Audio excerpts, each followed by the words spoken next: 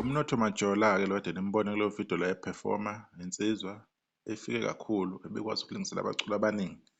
Kuma-interview awenzile before umsebenzi wakhe usabalale online, ukuvezile ukuthi i-motivation uyithola ku-Smirnoff nasesikoleni kade efunda bemthanda kakhulu uSmirnoff. I-concern yami nento engikhathaza kakhulu ukuthi abaculi abaningi or abantu abaningi, whether ibhola, ipolitiki, isemculweni, inoma yikuphi, i-inspiration ethize uyithola kumuntu, ugcina lokho kuba nenzondo ukuhamba kwesikhathi. Ukuthi yini lokho angazi. Baningi abantu akade befisa ukuhlala nabantu abathize. Let's say umuntu wayekhula efisa ukuthi abone umdlalo thizeni, if esembonile ajabule, lowo muntu loyo uthola ukuthi nawe udlala ibhola nawe usakhula kancane. Uma esekhulile ngomsebenzi wakhe webhola, gcina lo muntu esemzonda loyo, noma sekunento ethize ayikhulumisa ayibhekise kuyena. Kanjalo nala kumnotho Majola, indlela aphefoma ngayo nenza ngayo izinto ikhomba ukuthi yes, motivation ne-inspiration wayithola kuSmirnoff, lo usezibiza ngoSmiramer, kodwa manje sekukhomba ukuthi sekuzolimaleka somewhere somehow. Sogcina singamazi yena, i-personality yakhe, i-character yakhe, nanokuthi umuntu onjani going forward, because simazi ngale zinto elingisela abanye abaculi, especially uSmiramer. And noma se-perform stage, i-mannerism, i-movement yebhodi, yonke into gcina sengathi uSmirnoff. Akagcini nje ukuthi athathe i-voice njengoba injalo, nane-mannerism, yabona indlela enza ngayo kuba uSmiramer. Lokho kukhombisa ukuthi kuzoba ingozi ngokuhamba kwesikhathi, mhlawumbe nabantu abanakile and abanothisile. Abantu bazogcina beba right, beba sharp, indlela alingisela ngayo uSmiramer. Bazofuna into yakhe abantu ukuthi wena-ke yini oyenzayo, sifuna ukubona wena-ke ukuthi what are you doing as a person, e-different. Sesimbonile uSmiramer, sesifuna ukubona okwakho, because abantu bazomjabulela for that period of time, then abantu bese beyabhoreka. Ileyo nto yinto engibhorayo ngempilo, understand. Kodwa-ke akuqali-ke ngayo ukuthi enze into mhlawumbe ngoba emotivated by someone. La uMeya Kazolonke ku-TikTok ibidume kakhulu ngokulingisela indlela uLuve Dubazane, the way angena ngakhona ensemahlabathini oluntu laphana. uLuve ecula kakhulu noQhosha laphana, uQhosha wenza kwakhe, inyoni emhlophe laphana eshowe yakwaSibisi, right. uMeya Kazolonke ibiyenza amavidiyo nakhona imotivator uLuve Dubazane. Wazi wathi ithwasa likaLuve before ayibize ngeMeya Kazolonke. Kwabonakala ukuthi abantu bayayithanda into enza ngayo nangendlela enza ngayo, cause abantu indlela oqhamuke ngayo basuke bethande yona isikhathi esiningi. So uma-ke sebona ukuthi uyangena kubantu, washintsha-ke wabiza ngeMeya Kazolonke, baqala wathola ama-feature-ke. Uthe naye uMeya mesebona ukuthi hhayi useyangena kubantu, useyayimela manje ngandlela thize, useyayithola i-attention ethe xaxa. Wathi mayekhuluma-ke mhlawumbe uma bebenzisa ama-interview, bona abantu bama-YouTube lapha abahlala naye khona, bese ekhuluma ngathi ubhekisa amagama angemnandi kuLuve Dubazane. Khumbula uqale emthanda ecula njengaye, exactly njengaye. Kwesinye isikhathi kusingasazwakali nokuthi sekuLuve or ubani, the way ade e-talented ngakhona. Segcina manje sebhekisa amagama athize angemahle kuLuve Dubazane. Kwakhona babahlanganisayo ukuthi hayi le nto ayikhulunywa ubani ngendlela asenyathela ngayo uMeya wayesegeja. Kuphinde kulungiseke-ke lokho-ke. Yazi-ke abantu ukuthi bayayibona ingozi mayisekude-ke, bebona ukuthi hayi ubani bamtshela kabi, bamtshela wrong.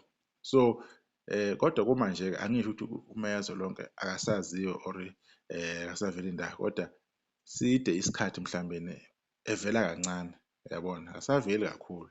Kodwa noma ebuya kuyomele mebuye abuye nento yakhe, ngoba le kaLuve Dubazane kuyoba nzima ukuthi imsebenzele isikhathi eside. For that period of time, yes, ingakukhuphula ukufaka kubantu, but gcina usuku abantu bazofuna ukwazi ukuthi wena, what about you, yini wena oyilethayo, yini obaphathele yona abantu. So abanye babantu-ke labo usitayela khanyile, ukuphila yonke impilo yakhe ecishe kwaMtshengiseni indidana.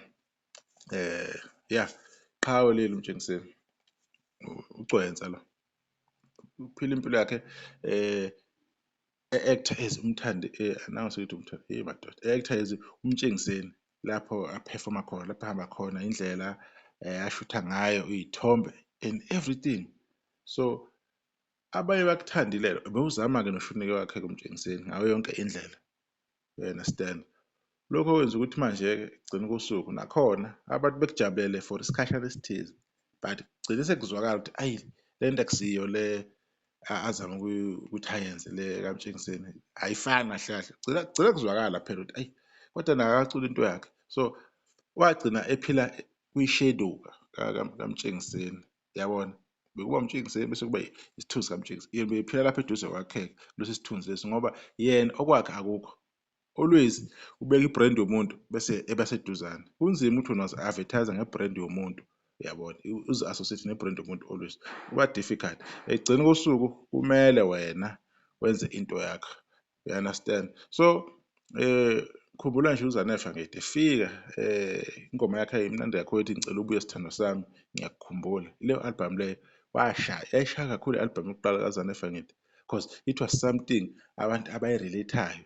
Mfokamolo, uBhekumuzi Luthuli, inkinga u-7 Rand, you understand. Ziningi iy'ngoma ey'shaya nomgqumeni laphana emhlabeni ethi izulu liyaduma, yabona, ufuna ukumbona umshilo wami. So you have to understand ukuthi kwakulula ukuthi be-relate, but after lowo msebenzi loyo uZanele, cause wafika ne-album eyayinzima kakhulu esingese imdlela umona kuyo, but after that kwaba difficult ukuthi abambe ushuni othize ukuze phela angene kubantu. Sebekuzwile abantu, uyafika ungene ngalo shuni lo, bayabona ukuthi hhayi ubambe lo kwaBhekumuzi. Kodwa-ke noma ubamba phela umshuni kaBhekumuzi, yes, but-ke nawe-ke add-a-ke i-flavour yakho. Lokho kufike kube difficult-ke kubantu abaningi ukuthi bese efake i-flavour yakhe umuntu, noma emotivate-we ilo mculi thizeni abukela kuyena, kuba difficult. Lokho kwenza ukuthi abantu besheshe benga-adjust-i kumculo wakho, ngoba bona ubakhumbuza loya mculi lona osewashona, noma umculi thizeni okhona already.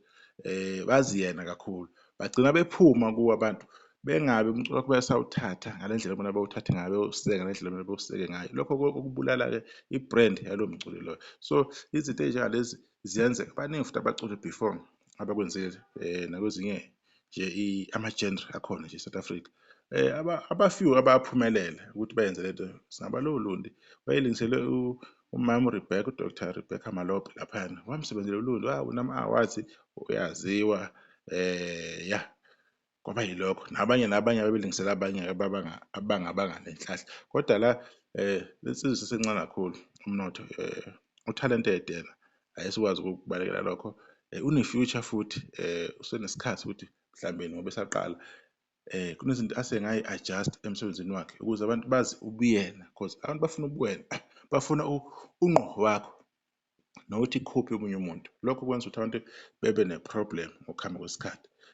Abantu-ke ama-performance la awenzayo nayo yonke into kungaba i-motivation, but ingabe siyo ukuthi iyona nto asefuna ukuyiphila, iyona nto asefuna ukuthi yenzeke emculweni wakhe waya, because ama-gig sometimes ngeke ahambe ehlale wathola.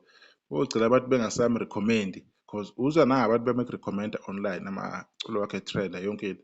If engasaveli ngendlela okumele avele ngayo, kuzoba nzima ukuthi ama-promoter bekuqashe emcimbini, bese siyabuya futhi sizothi hhayi wenzeni mfana, yenzeni ntwana, yonke leyo nto leyo. Kanti kwesinye isikhathi ukuthi abantu bafuna ukuphila bafuna ukuba abanye abantu bengafuni ukuba yibona. Lokho kuyobashaya kwesinye isikhathi. Kodwa-ke bekuwumbono wami nje lo ukuthi eyi ayibheke le nsizwa, yena usesemehlweni abantu, kodwa akayibheke ukuthi ingayenza kanjani indlela ukuthi lento imsebenzele, afake okwakhe nale motivation ayitholayo ngapha kuSmira ukuthi ena ngoba ngiyamthanda, ngibukele kakhulu kuye ngikhule, kodwa-ke bese ngisebenzisa nethalente lami nobumina ukuze abantu bengibone ukuthi cha, into ehlukile le, nethi nje nansi i-motivation lapho evela khona. Injalo-ke ividiyo-ke, ixolisa kakhulu futhi ividiyo ukuthi ibe yinde kakhulu nje kulamalanga impela. Hhayi, sinemibono ethe ukuthi xaxa, sithemba ukuthi kodwa nizoyijwayela, futhi sithemba ukuthi le mibono esiyibukayo kule nto Fast Food TV channel iyanisiza, niyakhona ukuhlonza izinto ey'thize. Anisahle sodibana ngokuzayo. Ngibonge ithuba.